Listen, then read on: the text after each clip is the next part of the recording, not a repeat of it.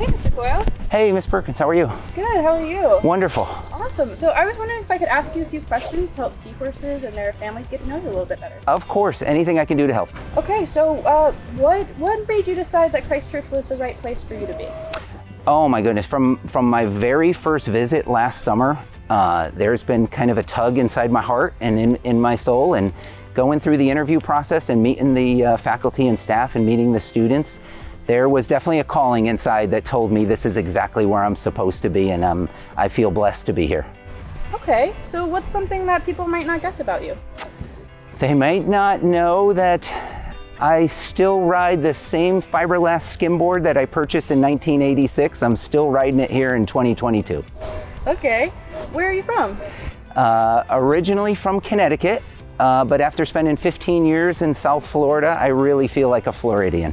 All right, so do you have a favorite color? I do. My entire life, my favorite color has been blue, but I have to say that I'm becoming very fond of a combination of blue and orange together. Ooh, I see what you did there. Yeah. I think it's fair to say you've had a pretty busy year.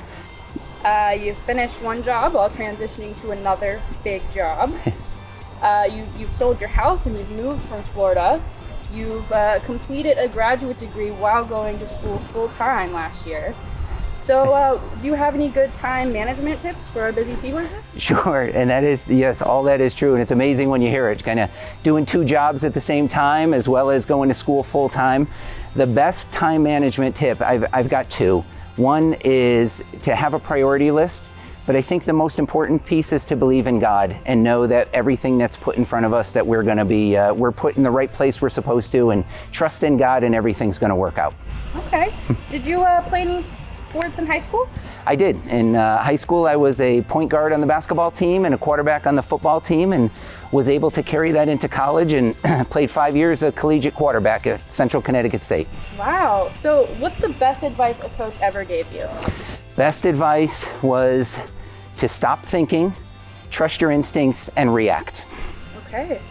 So have you ever worked at a boarding school before? I have. My first 5 years in independent schools were boarding schools in Connecticut. I worked at the Taft School and at Foreman School. Okay. And what do you think makes working at a boarding school special? Oh, definitely the residential feel that we're all part of a community and we're here all the time. You know, different than a day school. We're not going home to a different life, that we are all here together. We're here 24/7. Our faculty and staff are here living with our students, and that builds this strong community. So. Okay.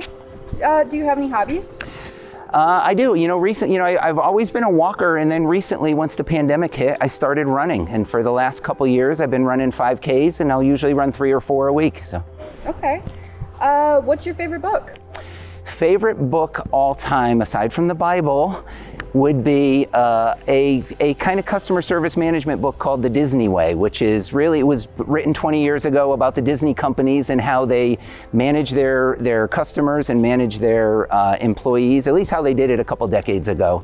So. Okay. And what are you reading now? So that's a tough question. Right now, everything's still packed up. Mrs. Coyle and I are still unpacking boxes and moving in, so I don't have any book I'm currently reading, but am open for suggestions. Well, I think you're pretty busy, so yeah. We'll let that slide. What was your first job? First job, oh my, was I was in high school and I worked for a small New England company called D&L's, which I think was probably the precursor to stores like Cole's and Target, and I worked in the business office sorting out papers. So, and I think I made $2.10 an hour. But. Okay. So what did you want to be when you grew up?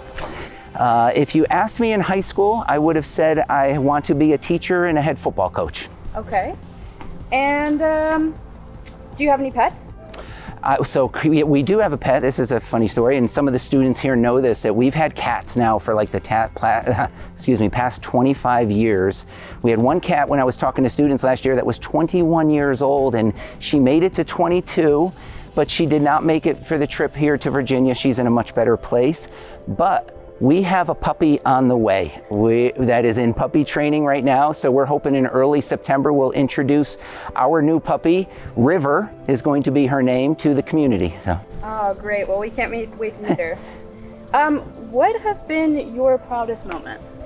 So proudest moment, and this is not being cheesy, honestly being named the 17th head of school here at Christchurch is a super proud moment for me. Before I had children, being named the starting quarterback on the collegiate football team was a proud moment. But as I clear my head, we have 2 children. I am so proud of both of our children, Ryan and Amanda.